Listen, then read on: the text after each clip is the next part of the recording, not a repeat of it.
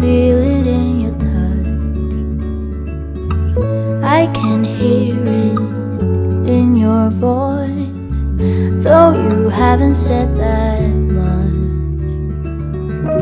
Through an empty bottle, I can see it all so clear. All these broken pieces will be scattered in the wind.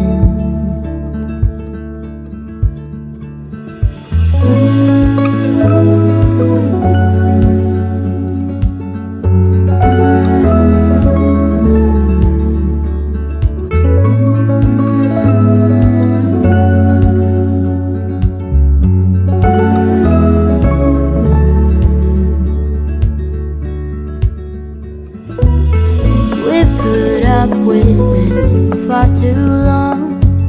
Some people change when they grow old, but I don't want to say that you've been wrong, because I'm not that bold. Through an empty bottle, I can see it all so clear. We're just broken people, we'll be scattered in the wind.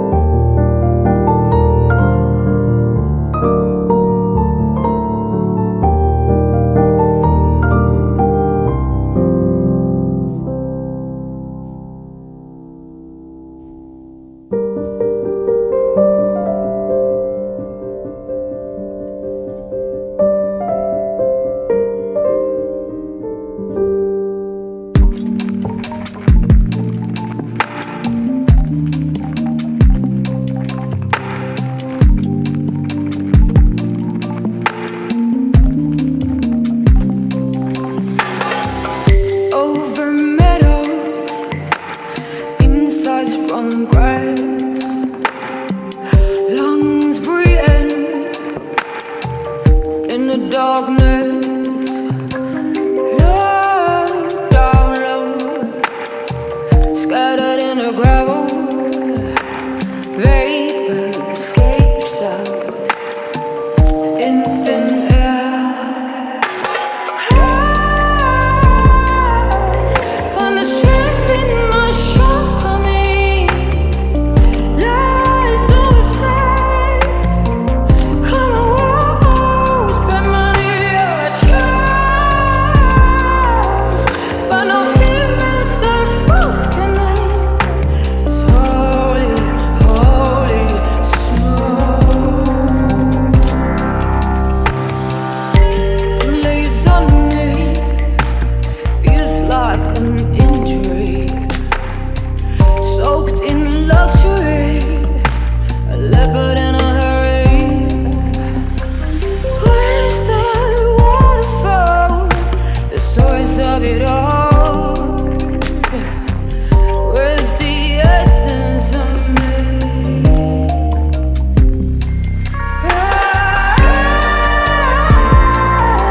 I find the strength in my shortcomings. Lies don't say, come on, spend money I try, but no figments are forthcoming. It's holy, holy snow.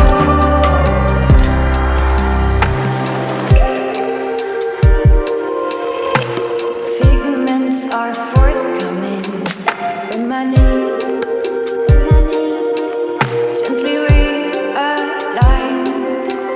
When my name, figments are forthcoming. When my name, now I let go.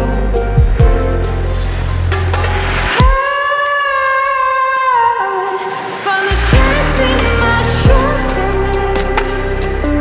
Lies don't say, come on, spend money I try, but no figments are forthcoming. Holy, holy snow.